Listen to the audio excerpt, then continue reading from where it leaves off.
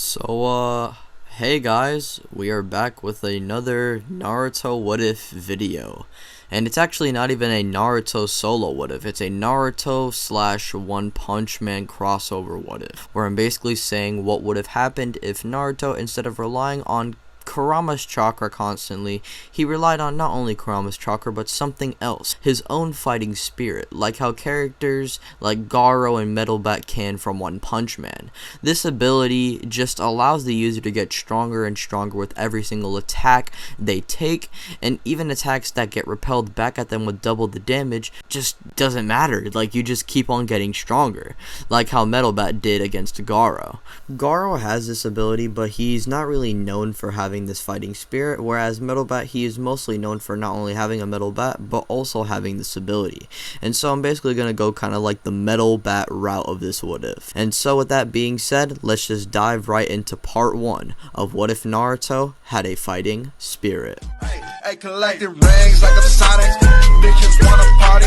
Virus getting heavy, so got 'em on a diet. Yeah, flex like I'm Hogan. Yo, bitch coming over. We respect. We start our story off around when Naruto is actually pretty young and is realizing that no one really likes him or wants to play with him, and he's being constantly ignored and neglected. In this timeline, not only does this motivate Naruto to get stronger, but this also builds the start of his fighting spirit ability. Now with this ability, a big part of it is definitely resilience, and with these motivations of wanting to become Hokage earlier, he's going to build a level of determination, and it will build even more resilience than what Naruto already had in the canon story. To the point to where one day when Naruto was training and breaking his limits, he keeps punching a tree and each hit did more and more damage, to the point to where the tree collapsed into another tree. Though this was a pretty slow process since Naruto is just a little kid, Naruto discovering this kind of power is kind of determined to kind of try and obtain this power even more, or even maybe train upon it and hone it up. And this would lead into Naruto kind of just getting stronger and stronger through each day, and even getting a brand new outfit to establish his growth, which is basically just an excuse for me to give Naruto the droopy Metal Bat outfit. And we will also say he adopts the ways of Metal Bat in using a bat during combat, and he would start off with a wooden bat that he probably would have gotten by breaking a tree or whatever, and would basically use that as a bat until one day a man named Mizuki would approach him, and he would still manipulate Naruto, which leads into Naruto not stealing a scroll but a weapon, a chakra infused bat, which is used by the legendary shinobi who went by Metal Bat.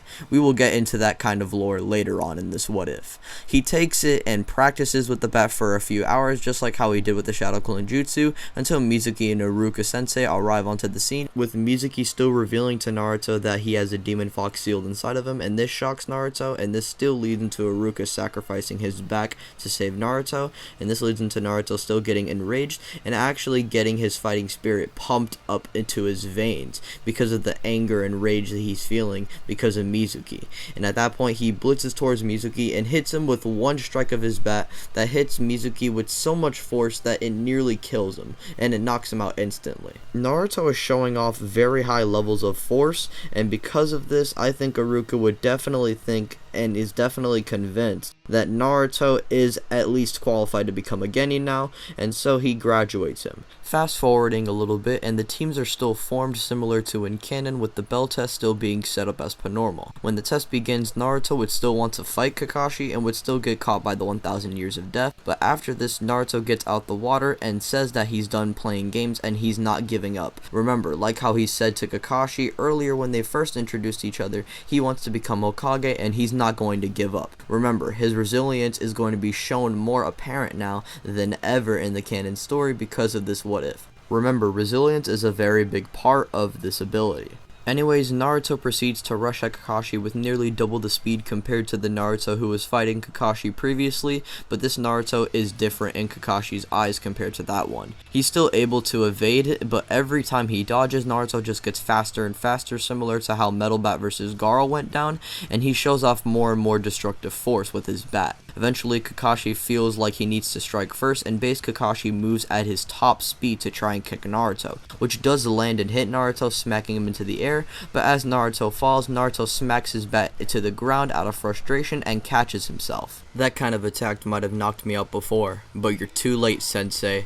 As Naruto says this, Kakashi decides to take Naruto a little bit more seriously and fires a fireball jutsu. Naruto, seeing this, simply gets in a battle position and with raw force manages to smack the flaming ball of chakra away, deflecting any damage he might have potentially taken had he gotten hit. Kakashi is completely shocked by this because he's just a genin, and Naruto simply blitzes towards Kakashi and is about to hit him with one strike, but at the last second, Kakashi activates the first gate and multiplies his power dozens of times, smacking Naruto into an unconscious state. And if you guys are wondering as to why Kakashi shot the fireball, well, he shot it at a very long distance to the point where he thought Naruto was going to go and dodge. That's why he thought that. He didn't think Naruto was just so much more powerful and faster to the point where he would have just easily taken that attack. Because remember, Naruto is still a child and Kakashi still thinks that, and he is still a genin. So he's kind of underestimating Naruto, and this completely took Kakashi by surprise. However, in the end, Naruto is still defeated, and eventually the rest of Team 7 is still taken down, similar to in canon. And like in canon, they would still be tied up to a pole, while Naruto would be, while Sakura and Sasuke would be having their lunch, and Sasuke would still share his lunch while Sakura would just share right after, and this leads into Kakashi arriving and still passing Team 7 for teamwork. Now with this, along with a little bit of a fast forward to a month later, the Land of Waves arc would start, with Naruto this time being able to perceive the Demon Brothers coming at him, and instead of Sasuke coming in to save him, Naruto just blitzes the Demon Brothers and intercepts them, and spins in a tornado-like way to smack both of the brothers back to back with his bat, with so much force to the point where he smacks both of the brothers into an unconscious state with one smack. Kakashi, seeing this, is impressed and says to Naruto, "Good job," in which Naruto just gets all cocky and just acts all gassed up and says how he's going to be the next Hokage. Sasuke, seeing this, gets a little irritated and says how he could have done that just as fast, maybe a little bit faster than Naruto, and this leads into Naruto and Sasuke inevitably butting heads, but then they would be stopped by Kakashi, and he would tell them to please act mature. Eventually, they would still come across the Misty Forest and Zabuza, which would still lead into Kakashi still fighting Zabuza alone, and still getting trapped, which leads into Naruto and Sasuke seeing their sensei trapped and still coming up with a plan that would actually free Kakashi.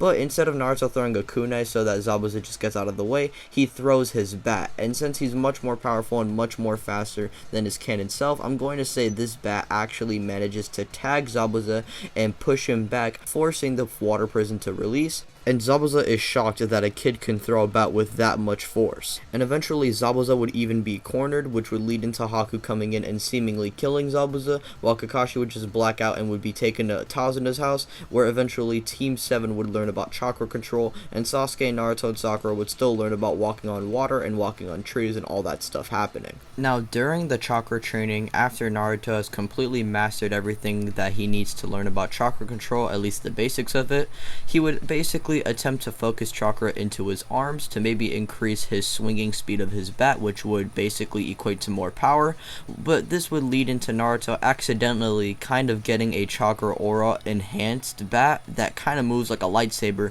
but it's a bat, so he has like a chakra aura around his bat. Naruto finds this to be cool, and Sasuke, seeing Naruto adapting, and knows he needs to get stronger and fight Itachi. He needs to try and surpass Naruto the best way he can, so he just keeps on pushing his limits until eventually Kakashi, Sasuke, and Sakura would basically head out with Tazuna, just leaving Naruto behind and fighting Haku and Zabuza, which is basically the same stuff that goes down in the canon timeline. Now, when Naruto wakes up, he would still save Tazuna along with Tazuna's mom and would still arrive onto the battlefield. However, I feel like he would get there much faster since he would be determined to head to the destination, and he would probably be angry at the fact that Team 7 didn't wake him up, and so he would probably get a little bit of a rage amp where his fighting spirit would kick in, increasing his speed. And so at that point, he would arrive around the point to where Sasuke is dodging the water needles from Haku, and after Haku sees Naruto, he attempts to try and fight him, and Sasuke, not expecting this, isn't able to catch Haku, and now Haku is about to attack Naruto with a full lunge attack, but Naruto in a flash reacts to Haku's attack and blocks his attack with his bat, and at that point, he would then use a new technique he learned over the course of their training. Naruto would swing his bat to the left side of Haku, but then sidestep and then hit him from the right, which is the opposite direction of his feint attack, shouting out reversal, which is the name of this technique, which is basically a feint attack, which allows Naruto to basically get a full powered swing in on the opponent. Haku is overwhelmed with power, feeling that attack to his toes and even getting a little numb from that pain. This leads into Haku casting the ice mirrors and toying with Naruto and Sasuke, but slowly but surely what Haku doesn't notice is the more he hits Naruto and Sasuke, the weaker not only Haku gets but also the mirrors, and while that's happening, Naruto is constantly getting stronger, which will lead into Naruto attacking Haku with a full powered barrage of swings while he's weakened, and Sasuke would cover Naruto firing a fireball whatever side Naruto isn't attacking and using the last of his chakra, which would be enough to actually break out of the weakened ice mirrors and blowing Haku back, since Naruto is getting constantly stronger and would eventually crack the mirrors with all of his force. Rather than getting a bunch of needles in him, Sasuke would just collapse due to exhaustion, but right before he collapses, he would unlock his Sharingan, saying to Naruto that he needs to beat Haku for Sasuke's sake. At that point, Sasuke would then collapse, and Naruto would have no other choice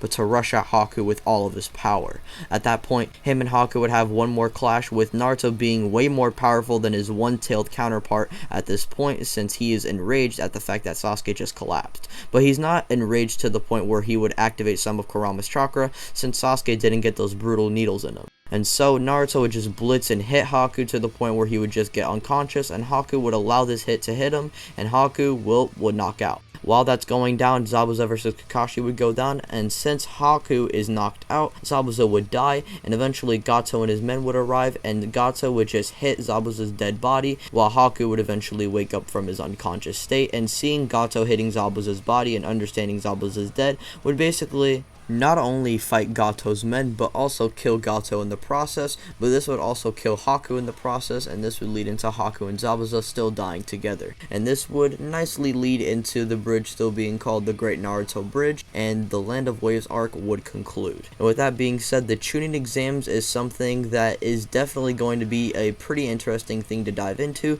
but that will be saved for part 2. Well, looks like you guys made it to the end of the video. Thank you guys for watching this video. Your support means more than you think, and really I do appreciate it. If you enjoyed the video, be sure to like and share with your friends. Also, comment other what ifs you would like to see on the channel, or anything you liked about this what if. If you guys do want to hang out with me and other content creators off YouTube, be sure to join the Discord, which will be linked in the description, where we basically do debates, game nights, watch movies, watch shows, and overall just hang out and chill. With that being said, I'm gonna get out of here and leave you guys alone. Thank you guys for watching once again. My name is Ty Learn. Peace out. Bye.